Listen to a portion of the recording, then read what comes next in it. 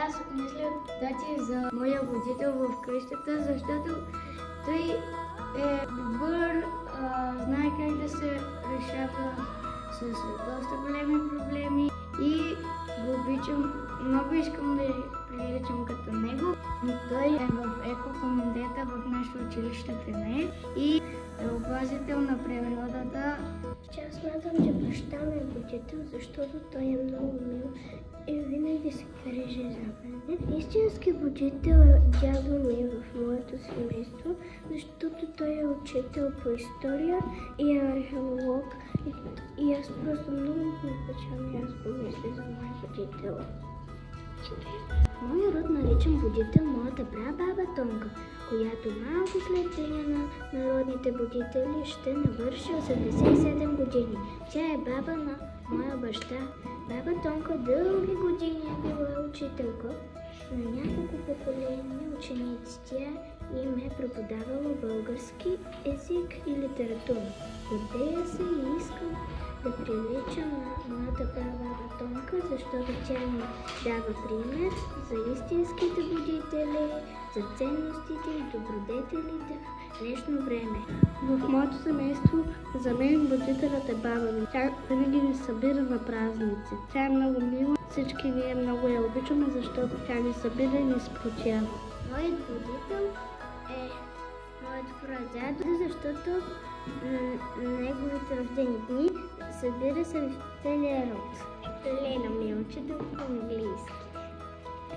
Моя род наричам будител моя баща.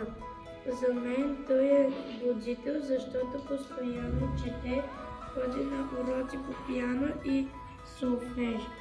Управлява много хора и винаги измисля начини да се справи с дадена ситуация. Винаги е готов да помогне на човек. Гордея се с него и искам да приличам на тати, защото той е моят пример и защото е много работлив. Всички будители в миналото и сега са били хора като нас. В нашия род има 4 поколения учители, които считам, че са били и будители. Един от тях е моят прадядо Здравко Маков. Той е най-възрастният от роднините си и е уважаван заради добронамереността си. Той пази много случки от живота, бита и преживяването на рода, а когато се съберем заедно всички, цялото семейство, той ни разказва тези истории, за да ги предаваме нататък. В моя род смятам, че има много будители. Днес ще разкажа за моя прадядо.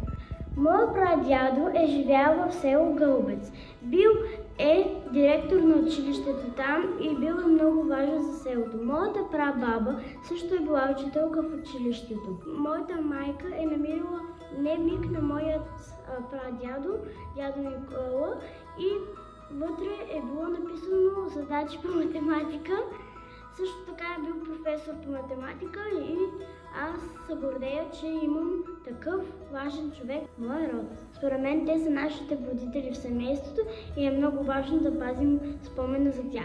Моята баба беше ръководител на градския отдел за образователи на град Перник. Нела Любовна носеше званието заслужен учител на Русия и СССР. Беше учител по руски език и литература. През годините на работно под нейно ръководство са построени много нови училища и най-важно е, че в Перник е построен голям леден дворец за спорт и отдих Орльонок. Моя будител се казва баба Тонка, понеже аз много искам да стана като нея.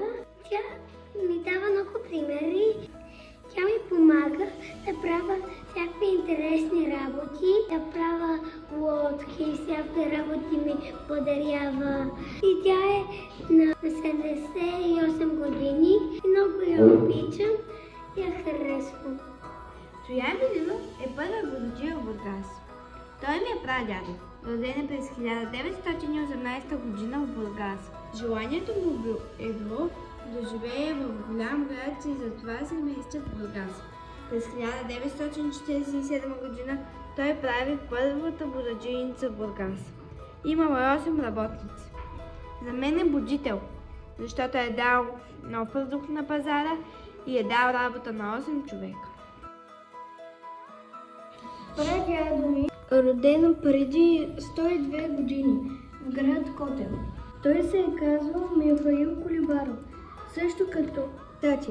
Отговарял за 10 000 работника, пишел е книга за родовете на будителите, например за Софроний Врачански. Моя прадядо Александър, дядо на мама, роден е през 1933 година на 22 юни в село Голяма Конаре.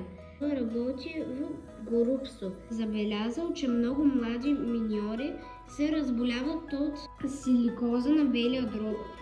Прадядо ми е прекарал много безсънни нощи, докато измисли какво да направи, за да не се разболяват миньорите. Национализирал е пистолетите, с които миньорите са разбивали скалите. Измислил е как да впръскват вода едновременно с разбиването, за да не вдишват прахта.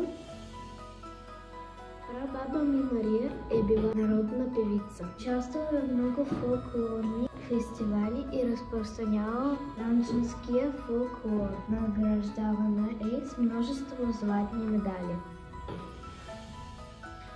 Днес ще ви разкажа за моята прабаба Мария Макрова, родена на 12 ноември 1938 и сега е на 86 години. Аз се наричам будител, защото е била учителка по химия и биология на деца от 7 до 12 клас. Била учителка 36 години. Гордея се с това, че са я поканили да напише учебник по химия към издателство Просвета. Искам да приличам на нея, защото устоявала на принципите си и е била честен и достоен учител. Имам едно допълнително нещо, което е, че е преподавала на Петя Добарова и Димитър Рачков. Моята майка е учителка и работи в надяда ми училището. Ми предлага много хубави неща да развивам и да правя. Чете ли ти книжки? Да. За мен моята баба Ани е будител, защото отгледала на моя баща, пази нашата традиция на всеки семейен празник и готви много хубаво, поради което ни събира на трапезата.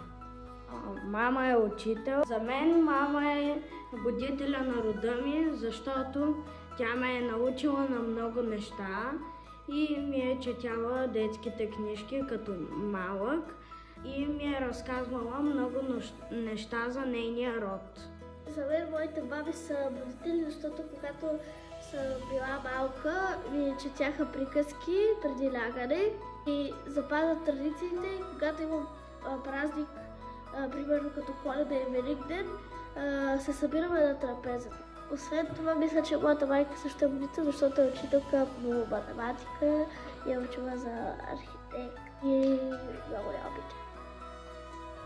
Моя будител се казва Мария, моята баба и майка на мама ми. Тя е будител, защото учи децата да постъпят в първи клас, в коледж, в университета. Тя е разсъждителна, образователна. Искам да прилича на нея, защото тя е умна.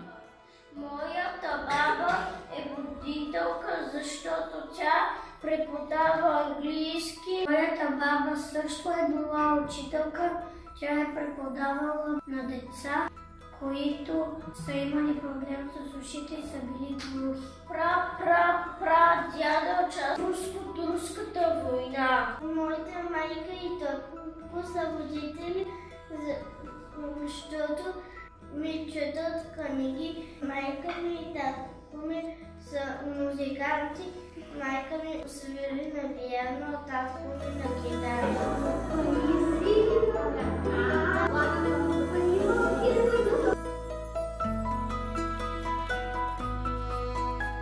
Аз съм Зорница и днес ще ви представя моят проект за Стефан Караджа. Моята връзка с Стефан Караджа е следната. Бащата на Караджата, Тодор Димов, има брат Димо Димов. Неговата дъщеря баба е майка на баба Зоя, както е майка на прадядо ми Петър Великов. Петър Великов е последният от рода ми, който е роден в Стефан Караджово. След него следват дядо ми Венелин Великов и майка ми Зорница Великова. Тази родова линия е записана и се пази в архива на селото, в книгата, на родените и починалите негови жители. Всички в рода на дядо ми, Венелин до прапрадядо ми Великославов са били учители, а самият той е бил над 45 години директор на училището в село Караджово.